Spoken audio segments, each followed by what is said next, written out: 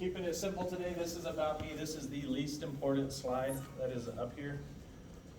CEO of Ascent Portal, governance, risk, and compliance portal, built for me when I was CIO of a healthcare system, in that the customer, or really the hospital system, was pushing the compliance stuff off on me and didn't have ownership of, I mean, there was certainly an IT aspect of things we had to take care of, but anyway, so that's where Ascent Portal was born, as a paper version, 9+ years ago, 9 versions ago.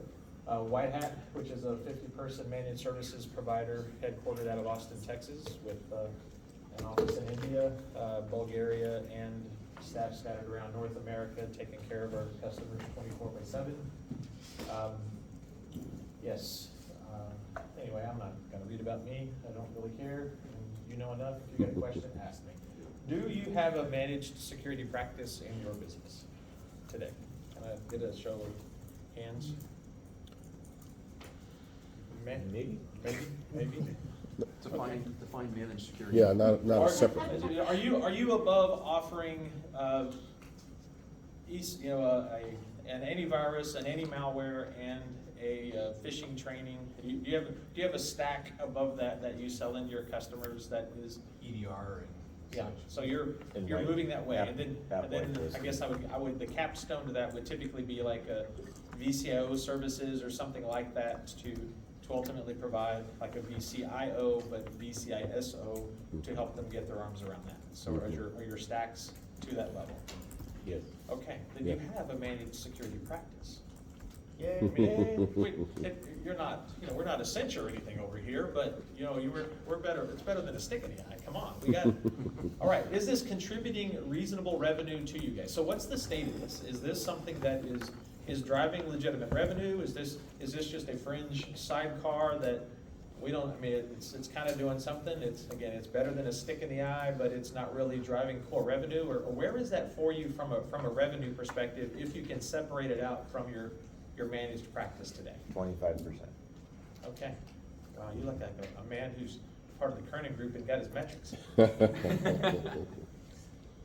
Do you guys, any guesses as to, or is it just anecdotal, or is it an actual service line for you? It's a service line. It's a service line. It is a But service line. I don't have anybody that, except one company that we just provide security services to, and not But managed. it's so security only, Security not stacked only. with your management tier? Correct. Okay, that's interesting.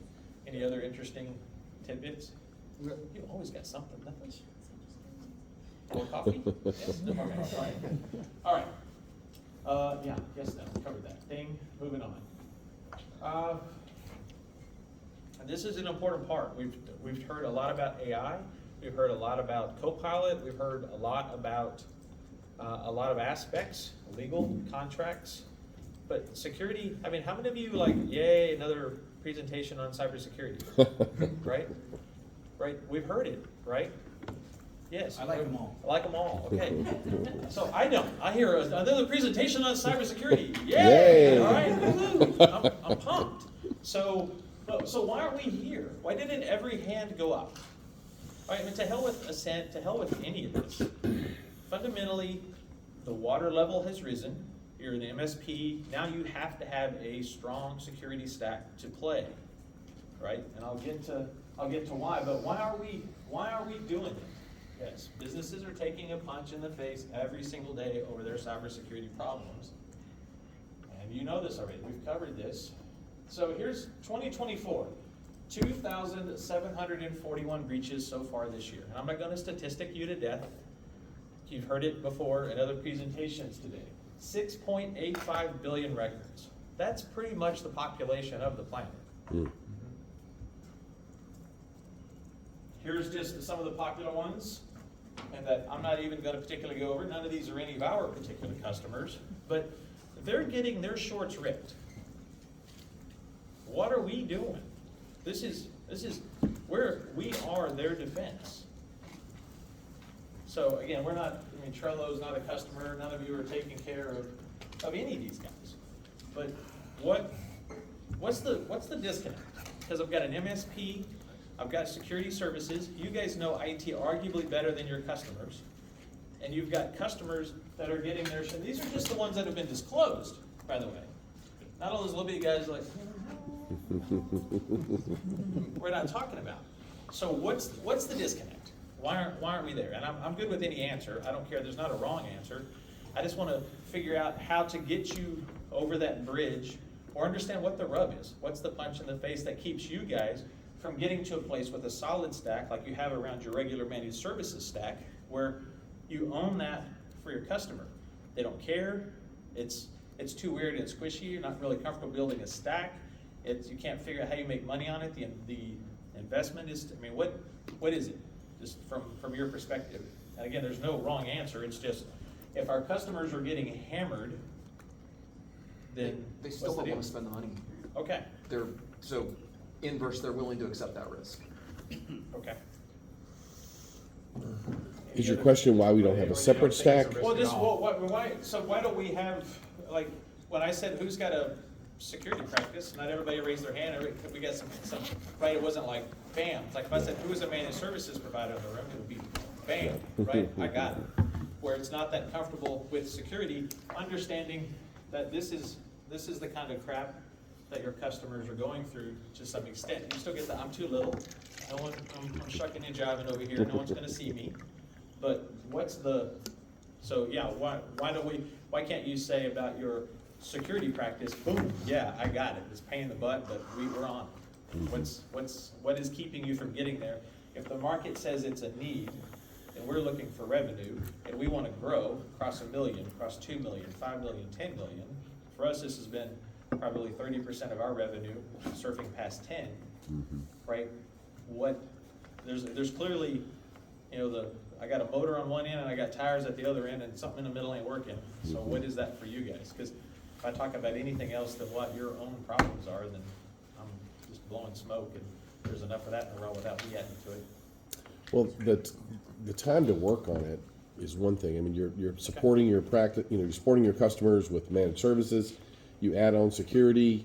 You make it part of your regular managed services. It could be an add-on. There's so many products out there that are constantly 1,900. yeah, I counted. hawking their wares, and it's like, which one do I use, and where do I use it, and can I talk the customer into paying more for these products? So it's a challenge, because we're adding this into our practices because Right. we didn't have this 10 years Right, ago. it is a complete bolt-on, it's a new Absolutely. added skill set, it's an added cost, and I would say there's a lot of calorie burn to figure out how to do it well, because you guys didn't build your IT stacks, your MSP stacks overnight. You started break fix, and then this part sucks, I'm gonna add an RMM tool, I'm gonna add and then over time, you ended up with the stack, but nobody showed up with a hamburger and said, Here it "Here you is, go, yeah. here's the deal." Okay, any other input, because that's, I think, incredibly helpful. Anybody else? Yes, no, maybe, okay. All right, enough of that action. So here's the latest one. So any of you take care of car dealers? This could be the little crappy mom and pops or the big ones? Used to. Used Not to? currently. Okay. I met a guy that did exclusively car dealerships. They are having a bad week. So, in January of '22, the FTC went back to Sarbanes-Oxley and said, all you institutions, it used to be just banks were financial services institutions. They came back and said, if you hold the data of a bank, we're gonna call you a bank. And so guess what? Car dealers are now in this pile with CPAs and legal referral services. Some financial planning. Yeah, exactly. So there's a whole range of them, and a lot of these guys tote the note blocks, little, small. These are people that may be your customer, but yes.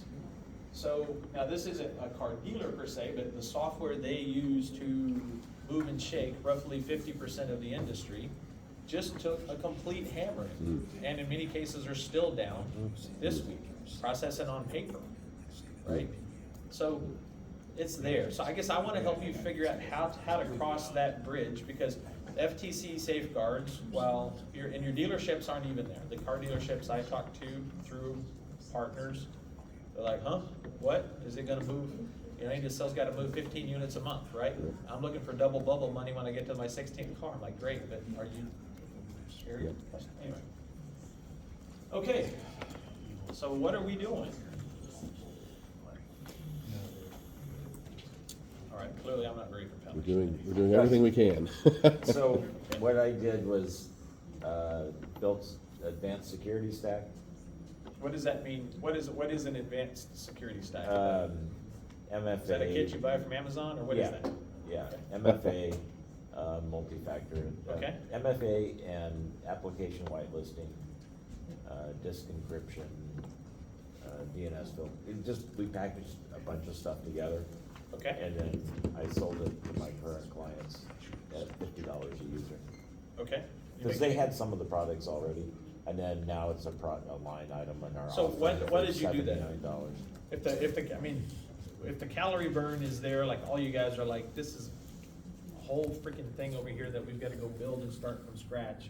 There was some element, and as I was talking to Nathan about yesterday, why do you spend money on anything, right? When you go to a grocery store, I used this exact analogy last night, but why you spend money on things? You go to a grocery store because you don't wanna be hungry. Right, So you need it. you would rather have the food in their building instead of the money in your pocket. So with the business that you're dealing with, rather be secure or have the money in their pocket? And today what I'm hearing is, they think the risk is small, they'll keep the money in their pocket. They're clearly not aware of this. But, so what happened that you decided to build a security stack? Because there was some reason that you decided to take the money out of your pocket and invest in the tools and the resources and the knowledge to build that stack for your customers. Why did you do that? What was the pain, what was the hammer to the head that made you say, no, note to self, I probably need to get here? I didn't have clients that got, hit with it, or I didn't have the at the time. It was more just being concerned with the level of security that I was Okay. offering, and it was insufficient for today's threats, Okay. and so. So you needed to step up your own game. You Yeah. thought your firm, you were not doing necessarily a good enough job, but I was not the providing. the the threat kit. had advanced and you had not kept up, so you felt compelled internally to make that change to your organization, Yeah. right? Is that fair? Yeah. Okay, great. Do your clients have cybersecurity insurance? Do you require it of your clients? We do. You cannot be a customer of White Hat without having cybersecurity insurance. And Do you provide that insurance for them, or do you We- send them to a broker? We have 2 or 3 brokers we work with. The one I will recommend is Fifth Wall, because they have 47 carriers that you can get to from a single app. So that has been a very good relationship, but we have a couple of others for one compelling reason or another. Not an insurance broker, nor do I want to pretend to be one on TV, but I want to make sure that minimal effort, maximum options. That's how we approach it. What's your philosophy on why you approach and why you require it? Because when it all goes sideways, people are looking for people to sue. And the first person that always gets sued is the person that has a cybersecurity insurance. And I can't be without it, because the insurance company behind us is the deep pockets. So we're always gonna take the lawsuit. So if we're partners, we're in this together. You're having cybersecurity insurance. You're gonna meet your part. I've gotta do my part as your trusted advisor. I've gotta make sure I'm protecting myself. You need to protect yourself too. And for most of your clients, the policies are, $1,000, $2,000, $3,000. In the healthcare system, I mean, good freaking grief, 80 grand, 100 grand, 125 grand. I mean, Healthcare's ridiculous. Yes. Mine's ridiculous, because because you're taking care of healthcare. Because I'm You are an taking care of MSP, so you're already in the highest rated tier of potential And then cap- risk. cap healthcare You're on you're top of driving that. the auto version of a Corvette, convertible Corvette from the 70s, like a 17-year-old. You're already in that category, and you're doing healthcare on top of it, so you're taking an extra punch in the face. yep. So much fun. Boy, welders, that would have been a better line of work. Why Wasn't couldn't you like have been a that- welder? Why couldn't- Wasn't like that 15 years Yeah, ago when I you're started right, doing right. this. So we require them to have cybersecurity insurance because we want them to have skin in the game. Now, you already got people who are saying, I don't want to play. I don't want, head in the sand, ostrich model. I don't want to do it. But we require them to have it, and I have terminated clients because they won't get cybersecurity insurance. If you're not invested in yourself, you can't care more than they do. And you all have these clients where you care more than they do. I bet you have had several of these kinds of clients, because you're the type of person that cares deeply about the technologies that you know cold. I've got an employee similar to you, and they know stuff down to the bee's knees, and they've got customers, that don't care, we all do. But we can't care more than they do, but there's gotta be a minimum bar. Now, what is cybersecurity insurance bylaw? No money for you, and this isn't about money for you. It buys basic controls. They're gonna have to have, now it's about 11 things in place to function. MFA, yes. And this isn't you saying, go get MFA, well, you just want some of my money, you're selling me, no. Cybersecurity insurance, MFA. Are you doing third-party patching? Do you have an EDR solution? Are you doing anti-phishing training? This is the bare minimum. I mean, this is, wherever the mousetrap is, this is like one line above it, low bar, that they need to be bringing into their business to get right with the world. Again, lowest tier. I would say, if you can, CIS IG1, right? 20 controls if they want to get really fancy, just for average bare business, just to get started. But anyway, so this will make sure that you have somebody else in the risk game with you if you take a punch in the face and lawsuits start flying around over a breach. And they are going to meet a minimum level of controls. You're not gonna sell the insurance policy, but you're gonna help them put these controls in place. And that's a better customer for you. That's what I tell them. Like, well, you're giving us a lot of information. I'm like, yes, because the more educated you are as a customer, then the better you are for me as a partner. Yes. We actually, a few years ago, started selling EDR when one of our clients called and said, we just got cyber liability insurance and they're requiring us to have an EDR. So we suddenly had to figure out which one we're gonna sell. Yeah. So, That's it. And there's, if you look at, so fifth wall is a good one, but I don't think there's any that still have 6 requirements, but the applications are, 14 is the maximum right now of asks in an application, but subject to change at any given minute by different actuaries, but which that's one. Yeah. But I would say that is your low bar Yeah. for your customers. Bare minimum. Anyway, I'm Yeah. planting the flag on this one enough. I will keep moving. Yes, and so do you all have cybersecurity insurance? yes. Yes. Yes. Good. We have victory. We have victory. This is a good start. All right. Because I need you to be in business. Because yes, IBM, you've seen that says average breach costs $4 million. You're like, what companies don't make $4 million? How the heck is that? Right? Okay. So this is the Ascent portal. So what? What's that got to do with what we're talking about? So for me, this is how our MSP, gets customers on board with security services. We get to it through a compliance tool. And like, if you're thinking, I'm not even to a security tool, why do I give a rat's backside about a compliance tool? Because this is where we're doing our risk assessments. Okay? So Ascent portal, very simple, SaaS product. I'll get to it more. This is the score. This is like a WISP framework. So CPAs, car dealerships, whatever, that is the framework they need to be in compliance with. It's all right here. That's the home page. No clicks. And you can see where in this case, this is Jason Phillips at Curio Publishing is as the demo customer. But anyway, so who cares? Portal, what I do. But last week, 3 security engagements closed. Nice. $6,000 in revenue last week. Nice. And it took 92 minutes of time total to close. Were those security only or security and MSP services? That was 2 security only Okay. to start, and then 1 that's like, our MSP doesn't do a good job on this. Okay. Please give us a quote for that too. Okay. And that's still pending. We haven't closed the Yeah. MSP side. Now, how did we do that? Because we're magic, right? Right. So what you want is your customer to be protected, right? Like Dan, you raised your game because you felt you weren't protecting your customer enough. You raised your own stakes. A customer that is more secure is less likely to have a breach. You are less likely to take a punch in the face, and so are they, which is what we want.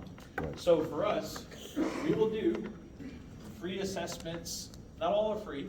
Some are free, some are paid, depending on what they are. But we will do those assessments for customers. And here's what I mean. So you've got an existing bank of customers that do not subscribe to your security services. Okay? I might do a free assessment there just to see where they are. Sometimes to see where my own risks are and to see where theirs are. And then give them some facts so I know, and I'll use the Ascent portal to track the remediation and to track, you know, some basic framework. Could be just their cybersecurity policy. I don't have to be 10 minutes, okay. So I will use a free assessment. We may do a paid assessment. So let me just cover that really quickly. Your existing customers, I want to grow incremental revenue. They already love you, right? Some of them won't make an IT decision without you. So let's help them get right from a security perspective. And it's not, well, oh, you're just trying to sell me MFA. No, I'm not just trying to sell you MFA. Here's why it matters. And give them the assessment to see it. Use a third-party assessment if you need to get your hands away from it, right? Well, yeah, it's your stupid assessment. Of course you said I need to do this, right? If you've got that problem.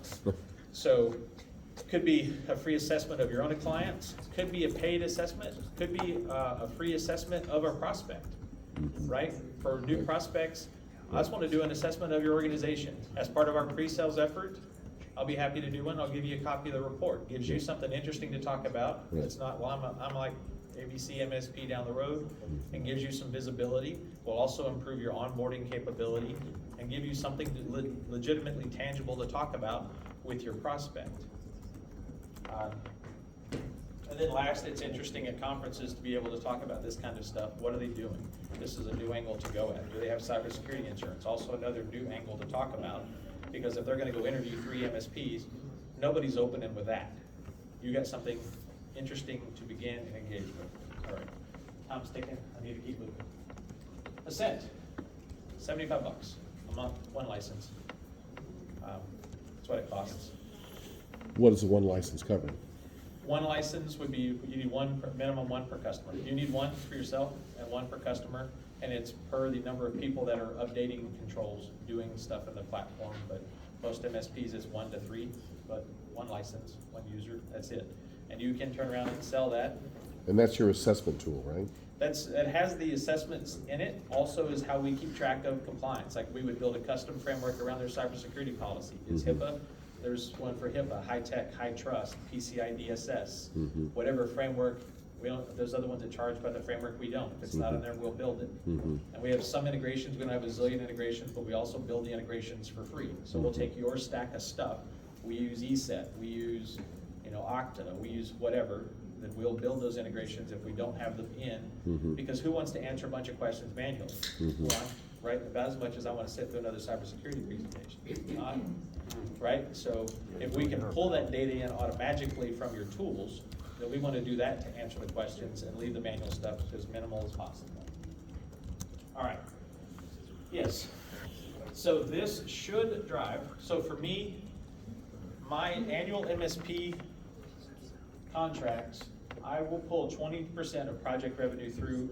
So if I have a $100,000 a year project, I will at least get 20% in project services annually off of our MSP contracts, including security.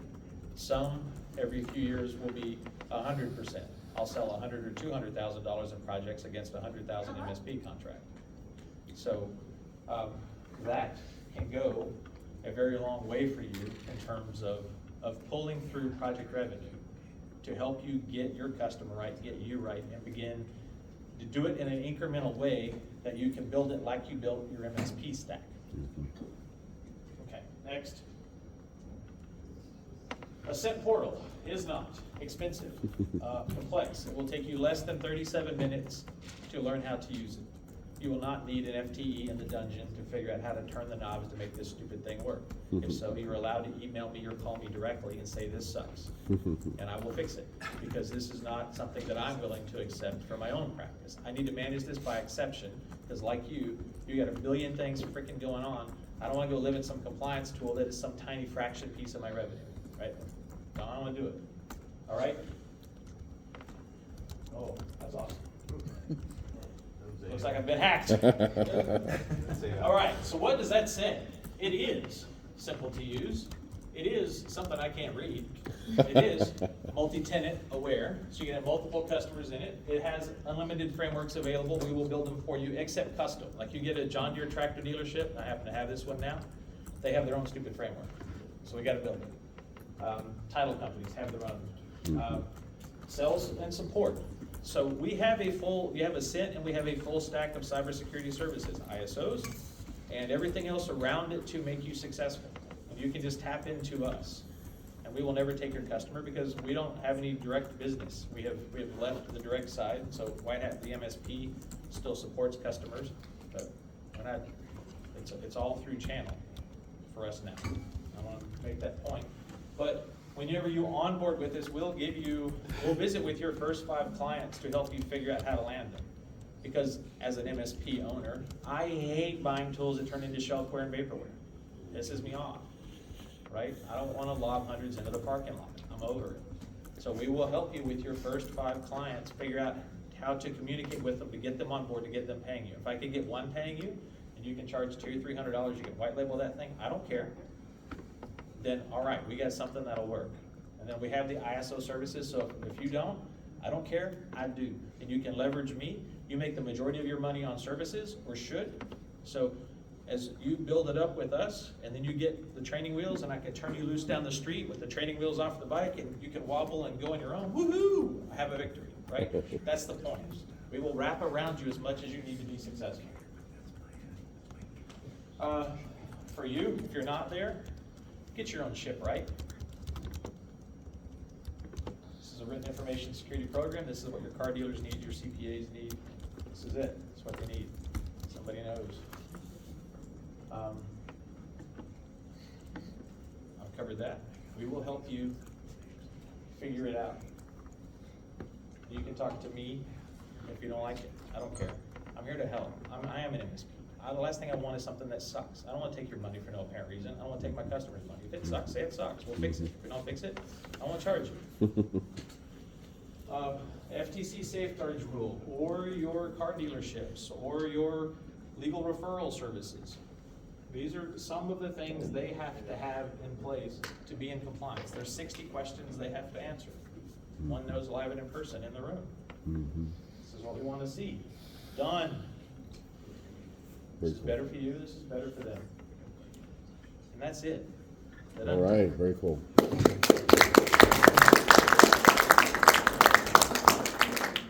So any questions or? Just a note about car dealerships. I Yes. bought a car 6 months ago in another state, and sitting there with the guy going through all the financing and all that stuff, and immediately when I drove home, I started getting payday loans were a bit applied in my name, like all over the place. I mean, their security must have been horrible. I actually called the owner of the dealership. He goes, "Oh, I got these great IT guys," and da-da-da-da.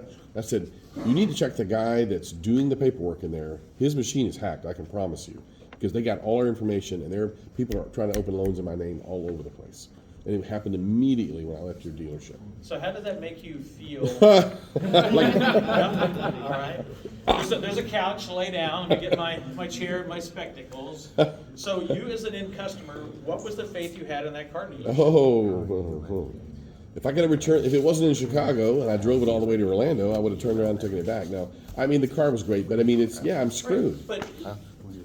But look at, who wants to go to car dealerships anyway? Yeah. I mean, I know I wake up, if there is one thing above sitting through another cybersecurity presentation, it's going to a car dealership, Yeah. right? Yeah. Yeah.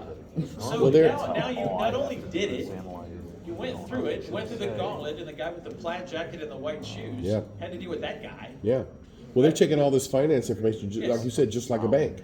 And they need to have the same level of security, And they're Yes. just a bunch of car guys. You know what I mean? I can tell you, I've talked to different dealerships in my area to try and provide them services. Oh, we're good. Oh, we're good, Everything's- yeah. Everything's in the cloud, we don't have anything here. Yeah. Going to a nonprofit, that's our Right. client. Yeah, except the keylogger on the finance guy's computer. And they're like, yeah, everything's in the cloud. I'm like, well, what are you doing to protect your machines? Well, we don't need it, it's in the cloud. It's in the cloud, yeah. And if there was a secret sauce, It never how do you get through to people that say, I'm not big enough? Our spam Because Dave has one of those right now, They'll it's for see. healthcare. Or I'm in the cloud The senders. and all my stuff is good, I don't need anything. If there was secret sauce or something that we could show, And they see it's present, on phones. convince, cajole, Ask, something. say, how do you get to the cloud? Well, I use the computer over here. What if that computer has been hacked. I'm not big enough. They're reading everything that you're typing. Well, okay, well then don't get a paycheck next week and see how that feels. Are you big enough to live without a paycheck? Tell them that they're the target. That what? They're the target. Yeah. They don't believe us. It's the little guys, and what, if I were you, go into your niche and go to those conferences and explain that at the conference. Because they're hearing about AI Yeah. and cybersecurity, and, you know, I just went last week, I knew all about the co-pilot there, and then I'm sitting there and I spoke to James, I'm like, we were told not only about co-pilot, but this is how they want us to use it, doing all these things, including bots and stuff, which are now in Chat GPT, but we have to now move them over to co-pilot, and none of them are talking. My IT guys came to me and said, this is what's going on in your industry, we need to do this. Lock it down. What Amy said was so powerful and so right. And then we're talking out to all the other industries. So if you're a car dealership, we deal with a lot of medical. They're doing the same thing. My medical guys are going, I went to a conference and they told me AI can do this, and this. I'm like, well, that's great. Are you locked out? That's my next question. And I don't do any of that, and I don't understand the technology. I'm the first person to say, I know enough to be here. I get